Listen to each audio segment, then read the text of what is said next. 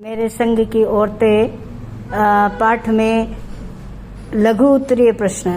मेरे संग की औरतें कहानी में वर्णित लेखिका की नानी तथा नाना की परस्पर मत विभिन्नता कभी दाम्पत्य जीवन में बाधक नहीं बनी, स्पष्ट कीजिए। मेरे संग की औरतें कहानी में वर्णित लेखिका की नानी पारंपरिक अनपढ़ परदानसी औरत थी। लेखिका के बाद विलायती रीति रिवाज से जिंदगी बसर करने लगे। उनकी जीवन शैली का लेखिका की नानी के रहन सहन पर कोई असर नहीं पड़ा और न ही उन्होंने अपनी किसी इच्छा आकांक्षा या पसंद नापसंद का इजहार अपने पति पर कभी किया। दोनों के मत बिल्कुल भिन्न थे, लेकिन उनकी मत विभिन्नता का उनके दाम्पत्य जीवन पर कोई नकारात्मक असर नहीं पड़ा। नानी अपने निजी जीवन में काफ़ी आज़ाद ख्यालों की थी। यही कारण था कि उन्होंने अपने पति की ज़िंदगी में कोई दखल नहीं दिया, न उसमें साझेदारी की मतलब हिस्सा नहीं लिया, पर अपनी ज़िंदगी को अपने ढंग से ज़रूर जीती रही। दूसरा प्रश्न, लेखिका की नाना नानी का दाम्पत्य जीवन समाज के हर व्यक्ति के लिए किस तरह एक अनुपम उदाहरण प्रतीत होता है? आप इससे क्या प्रेरणा ग्रहण करते हैं? आज के समाज में अधिकांश पति पत्नियों के विचार भिन्न भिन्न होते हैं और उनकी मत भिन्नता उनके बीच दीवार बन जाती है। ये विभिन्नता इतनी अधिक बढ़ जाती है कि उनमें तलाक यानी विवाह विच्छेद की नौबत आ जाती है। समाज के ऐसे व्यक्तियों के लिए लेखिका के नाना नानी का दाम्पत्य जीवन एक अनुपम उदाहरण है, जिससे सभी को प्रेरणा लेने की आवश्यकता है।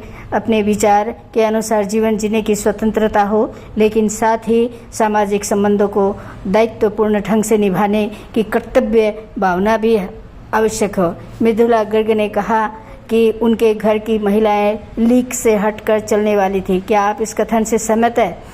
मेरे संग की औरतें कहानी की लेखिका मृदुला गर्ग का यह कहना बिल्कुल उचित है कि उनके घर की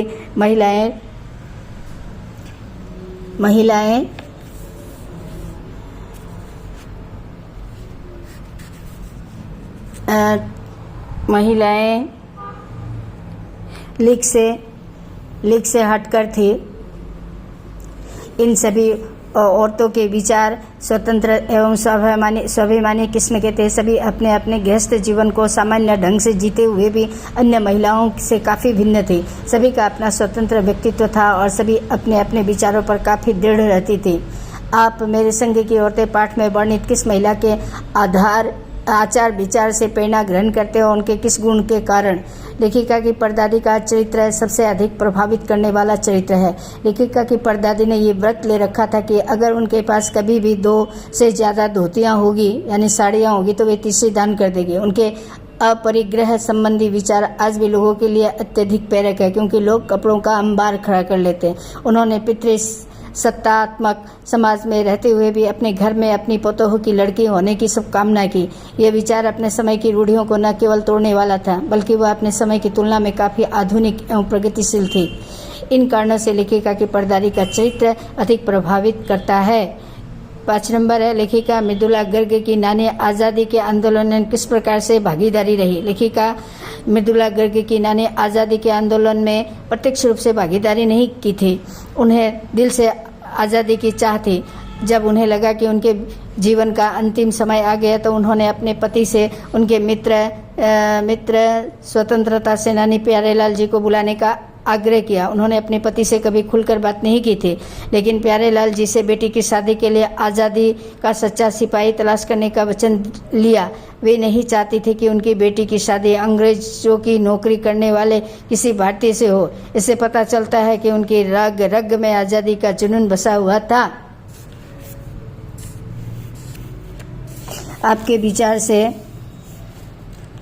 क्या आंदोलन में हिस्सा लेकर ही मनुष्य देश से जुड़ता है? तर्कपूर्ण उत्तर दीजिए। मेरे विचार से यह जरूरी नहीं है कि आंदोलन में हिस्सा लेकर ही मनुष्य जीवन से जुड़ता है। हम अच्छे तथा निस्वार्थ भाव से कार्य करें, देश की राष्ट्रीय तथा सार्वजनिक संपत्ति को हानि न पहुंचाए, सभी लोगों से सद्भाव का संबंध रखें तथा देश को साफ सुथरा रखने का प्रयास करें, सही मतदान कर सही व्यक्ति का चुनाव करें आदि। इस तरह हम कई कार्यों द्वारा अपने देश की सेवा करके उससे जुड़ सकते हैं। लेखिका की माँ की की वे विशेषताएं लिखिए जिन्हें आप अपने भीतर ग्रहण करना चाहेंगे।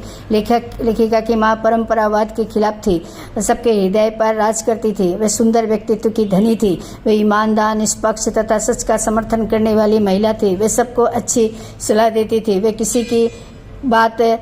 किसी की भी गोपनीय बात को अन्य किसी पर प्रकट नहीं करती थी और ये उनका सबसे अच्छा गुण था। वे जो भी सलाह देती उसे पत्थर की लकीर की तरह निभाई जाती। सभी उनसे अपनी समस्याओं का जिक्र कर सलाह लेते थे।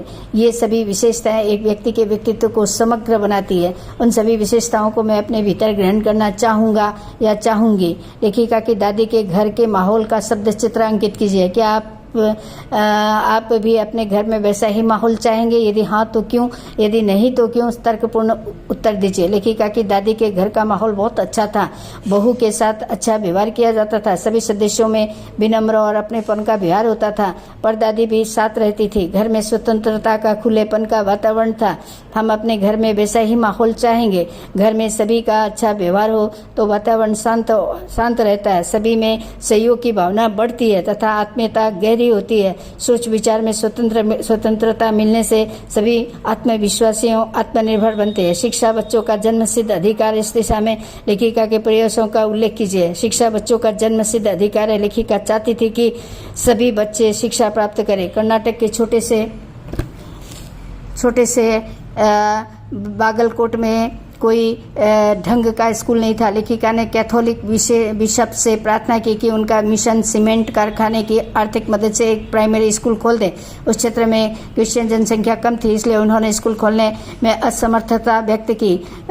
वहां से सहायता न मिलने के कारण लेखिका ने स्वयं अंग्रेजी, हिंदी, कन्नड़ 3 भाषाएं पढ़ाने वाला प्राइमरी स्कूल खुद खोला और कर्नाटक सरकार से उसे मान्यता भी दिलवाई। बच्चों की शिक्षा के क्षेत्र में आप क्या योगदान कर सकते हैं, इसकी चर्चा कीजिए। मैं गरीब बच्चों को प्रतिदिन 1 घंटा पढ़ाने के लिए अपना समय दूंगा। उन्हें पढ़ाने में मदद करूंगा। भाषा तथा गणित विषय में उन्हें कुशल बनाऊंगा। पढ़ाई के लिए आवश्यक वस्तु की व्यवस्था करूंगा। अपने जन्मदिन की दावत पर अधिक खर्च न करके उनके लिए जरूरी सामान खरीदूंगा। तो इस तरह से हम बच्चों की शिक्षा के क्षेत्र में अपना योगदान कर सकते हैं। लेखिका की माँ का व्यक्तित्व कैसा था? लेखिका की माँ के व्यक्तित्व में खूबसूरती, नजाकत, गैर दुनियादारी के साथ ईमानदारी और निष्पक्षता इस तरह घुली मिली थी कि वे परिजात से कम जादुई नहीं मालूम पड़ती थी। उनसे कोई ठोस काम करवाने की सोच भी नहीं सकता था, लेकिन उनकी राय जरूर पूछी जाती थी और पत्थर की लकीर की तरह निभाई जाती थी। वस्तुतः उनके जीवन मूल्य अत्यंत श्रेष्ठ थे। उनके जीवन में कई ऐसे मूल्य मौजूद थे जो किसी के लिए भी अनुकरणीय हो सकते हैं। मतलब कोई भी अपने व्यक्तित्व में उसे उतारना चाहेगा। अब हमने अपनी माँ को कभी भारतीय माँ जैसा नहीं पाया। लेखिका ने ऐसा क्यों कहा? लेखिका की माँ ने अपने बच्चों से कभी लाड नहीं किया। लाड मतलब प्यार नहीं किया। बच्चों के लिए कभी खाना नहीं पकाया और न अच्छी पत्नी या बहू बनने की शिक्षा दी। बीमार रहने के कारण वे घर बार नहीं संभाल पाती थी। उन्हें इन सब कामों में रुचि भी नहीं थी। वे अपना अधिक समय किताबें पढ़ने में व्यतीत करते थे। बचा हुआ समय साहित्य चर्चा में या संगीत सुनने में व्यतीत होता था। लेखिका की माँ अपने बच्चों के लिए भारतीय माँ की तरह बर्ताव नहीं करते थे। इन्हीं कारणों से लेखिका ने अपनी माँ को कभी भारतीय माँ जैसा नहीं पाया। तो यहाँ तक ये सभी प्रश्नों के उत्तर हमने पढ़ दिए हैं और उम्मीद है आपको अच्छे लगेंगे।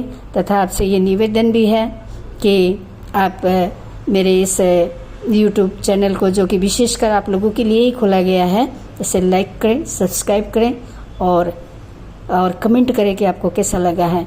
तो मेरा उत्साह बढ़ेगा और मैं आपके लिए अच्छे सभी पाठों के प्रश्न उत्तर का समाधान लाने की कोशिश करूँगी। धन्यवाद।